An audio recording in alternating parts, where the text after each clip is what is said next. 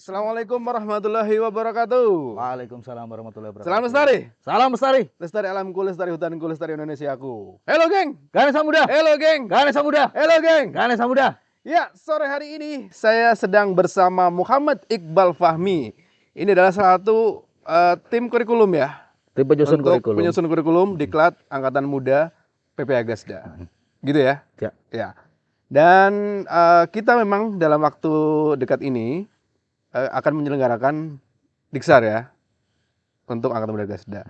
Kalau berbicara tentang Diksar, ini kan pasti ada kurikulum ya untuk Gasda itu. Terus kemudian yang pertama tentang kurikulum tersebut sebenarnya bisa dijelaskan nggak tujuannya apa, terus kemudian sasarannya bagaimana, terus kemudian manfaatnya apa gitu. Oke.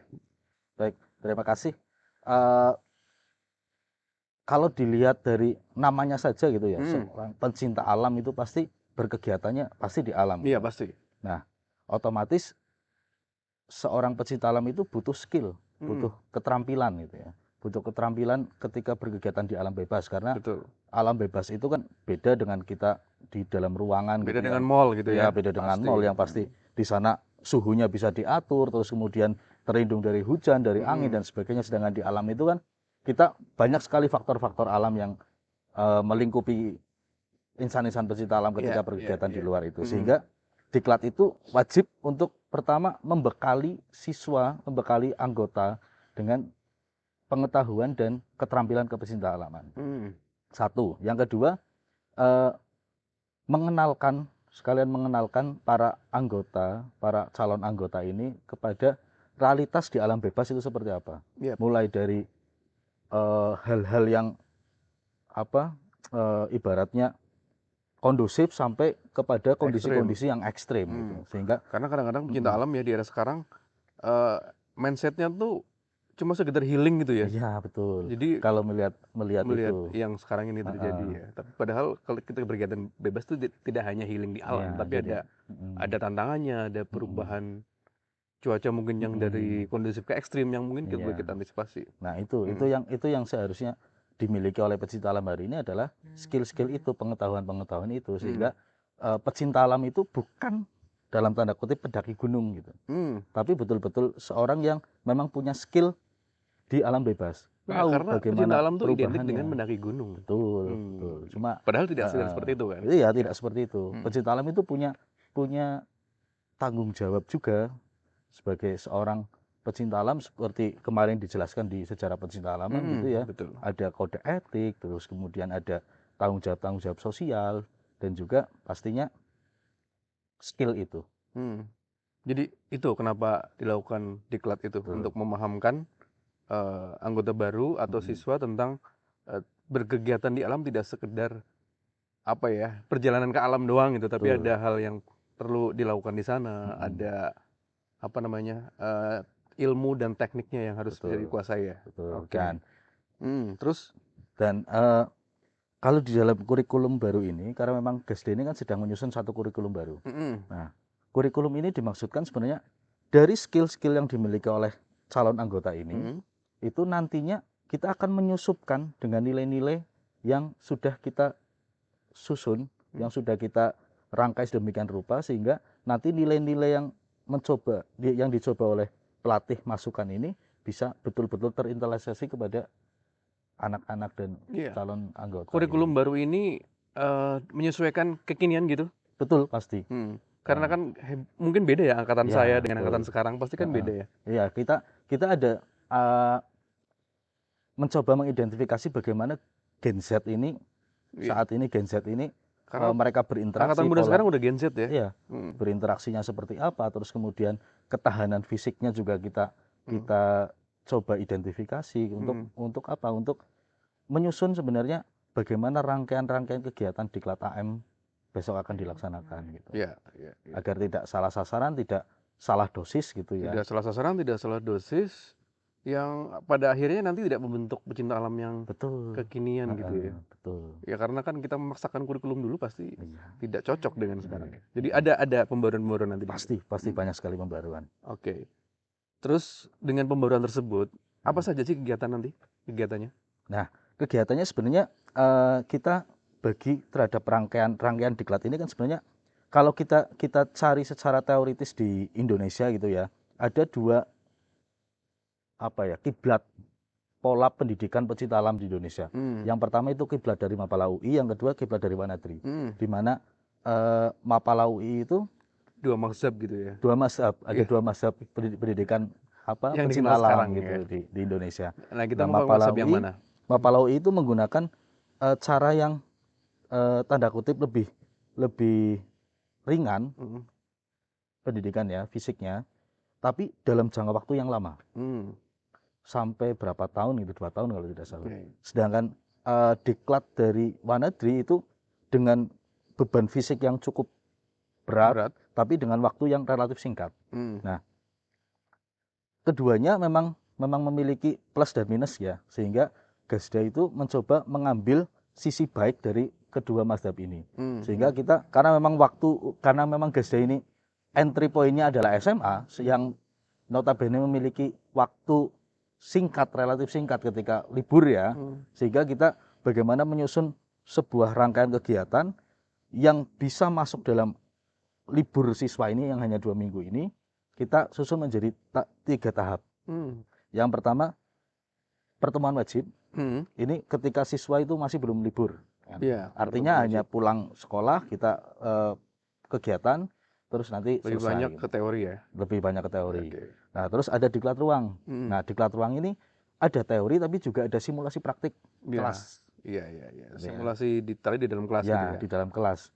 Nah, ketika setelah siswa ini mengetahui teori dan praktiknya minimal, baru mereka itu menyusun sebuah perencanaan perjalanan dalam rangkaian diklat lapangan itu.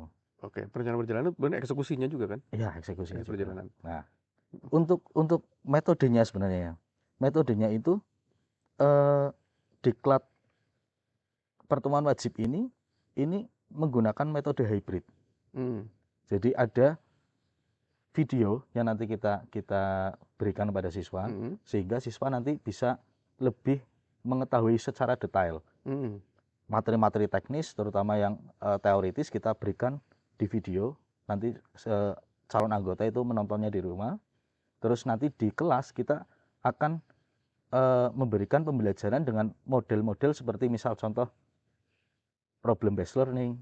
Problem based learning jadi seperti nanti setelah mereka itu sudah berangkat ke sekolah itu membawa bekal materi yang ditonton dari video itu, nanti pelatih itu di dalam kelas akan memberikan sebuah permasalahan, persoalan yang nantinya akan dicoba selesaikan oleh siswa itu sendiri. Terus yang kedua adalah project based learning.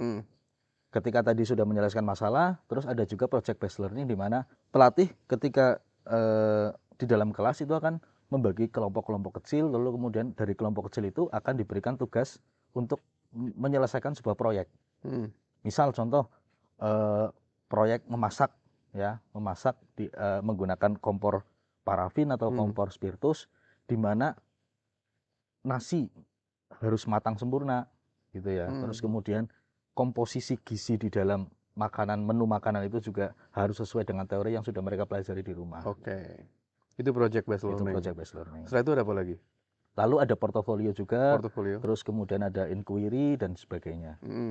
Itu di diklat ruang. Masih di pertemuan wajib dan diklat ruang. Nah, di diklat ruang itu seperti tadi saya bilang bahwa ada kombinasi antara materi kelas dan juga praktik. Nah, itu yang nantinya akan lebih banyak kepada project based learning itu. Ada materi tentang SAR, ada materi tentang manajemen perjalanan, ada tentang P3K praktis dan sebagainya. Nah, itu. Nah, setelah ini dikuasai baru nanti action pasti lapangannya. Pasti lapangan. Puncaknya untuk mengaplikasikan apa yang tadi sudah dipelajari. Betul. Baik melalui hibrid, melalui praktek dan teori yang sudah disampaikan di kelas. Nanti actionnya berarti ada diksar luar ruangnya kan? Ada. Itu berapa hari itu? Nah, untuk rencananya diklat lapangan itu sendiri ada 4 hari 3 malam. 4 hari 3 malam. 4 hari 3 malam. 4 hari tinggal untuk diklat lapangannya. Ya, mengaplikasikan tadi yang sudah dipelajari di dalam diklat ruang. Nah, diklat ruang tadi berapa lama? Kalau diklat ruang kita ada sekitar 5 hari. Sekitar 5 hari. Dengan materi yang tadi disampaikan tadi gitu ya. Ya, betul. Oke, jadi sebenarnya lengkap ya.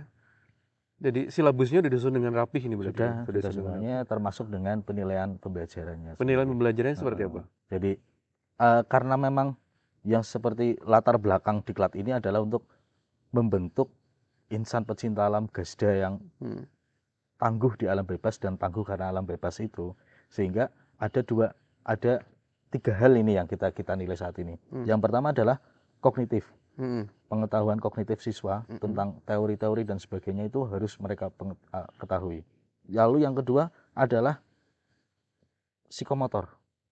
Ya, psikomotor, skill mereka, keterampilan mereka, kecakapan mereka dalam menggunakan alat-alat, menggunakan kompas, terus kemudian ketika mereka melakukan operasi SAR, gitu, simulasi operasi SAR itu harus betul-betul mereka kuasai juga.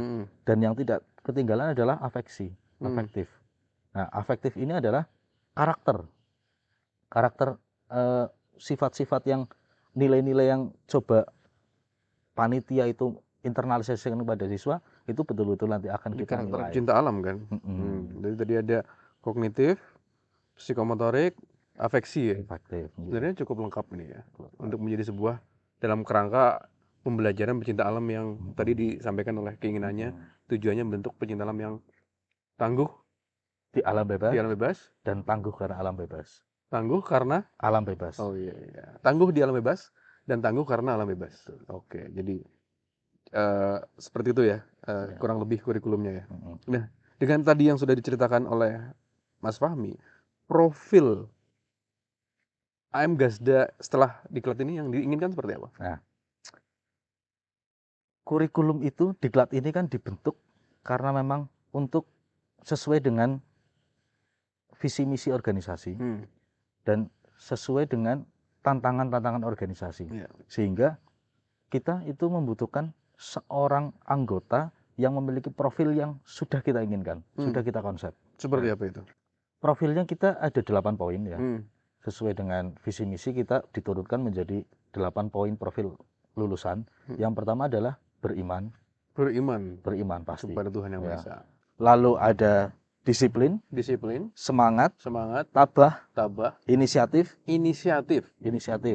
tanggung jawab, keilmuan, dan loyalitas. 8 ya. 8 profil lulusan. 8 bahasa ininya apa? Hasta ya. Hasta. Apa ya, bener ya? Lupa. 8. Mau mempersulit diri sendiri. Oke. Kalau ini aja. Kalau ini kan ada Pancasila gitu ya. Ini kan ada 8 gitu ya. 8 nilai organisasi. Ya, tadi yang disebutkan itu ya. Kemudian tadi setelah ada berbagai macam tadi silabus, kurikulum yang disampaikan, kalau untuk nanti di ini peraturan diklatnya itu bisa di spill sedikit nggak peraturan diklatnya nanti? Nah, peraturan ini nantinya akan dibagi menjadi 2 peraturan. Yang pertama adalah peraturan untuk siswa, dan yang kedua adalah peraturan untuk panitia. Oke. Jadi tidak hanya siswa yang diatur. Tidak. Panitia juga ikut. Ada peraturan untuk mengikat panitia juga. Betul. Oke. Nah, termasuk bagaimana siswa itu menaati seluruh tata tertib dari mulai bangun sampai tidur, sampai ketika tidur pun mereka juga harus ada peraturan-peraturan yang mengikat mereka ketika di lapangan itu. Nah, terus dari panitia juga sama, panitia juga ada peraturan yang mengikat mereka baik ketika berinteraksi dengan siswa maupun ketika berada di base camp.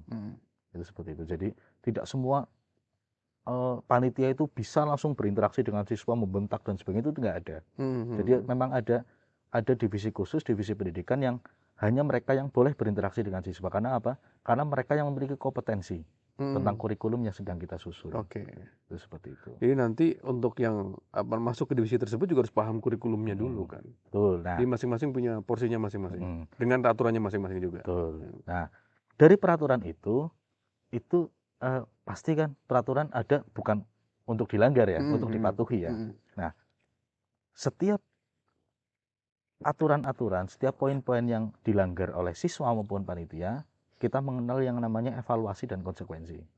Jadi di akhir kegiatan itu biasanya kita memberikan evaluasi apa-apa saja yang dilakukan dan tidak dilakukan oleh panitia dan siswa. Lalu kita dari sana menyepakati konsekuensi-konsekuensi yang harus dilakukan oleh pelanggar. Oke. Itu seperti itu. Jadi lengkap sudah ya. Semuanya lengkap. Sampai dengan tata tertibnya ada, Mm, konsekuensi atas tata tertib juga harus ada. Reward and punishment. reward and Iya. punishment. Betul. Apalah artinya sebuah aturan ketika tidak ada reward and punishment kan. Ya, berarti ada.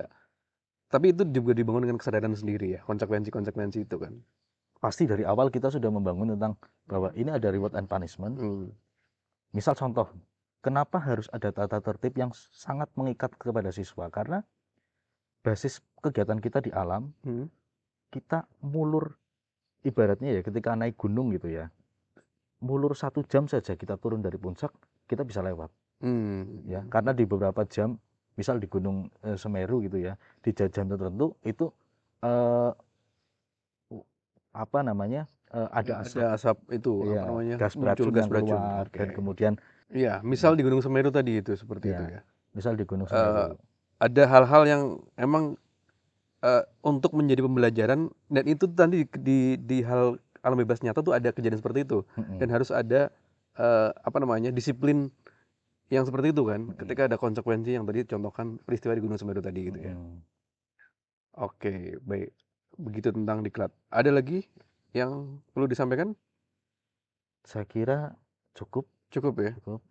Oke, baik. Terima kasih Mas Fahmi atas bincang-bincangnya Terima tentang kasih juga. materi kurikulum Diklat Angkatan Muda Gasda, yang nantinya ada banyak hal yang baru yang disampaikan, merespon kekinian-kekinian yang sekarang terjadi gitu ya. Dan merespon juga bahwa sekarang kita pesertanya sebagian besar adalah teman-teman yang lahir dari era generasi Z ini ya.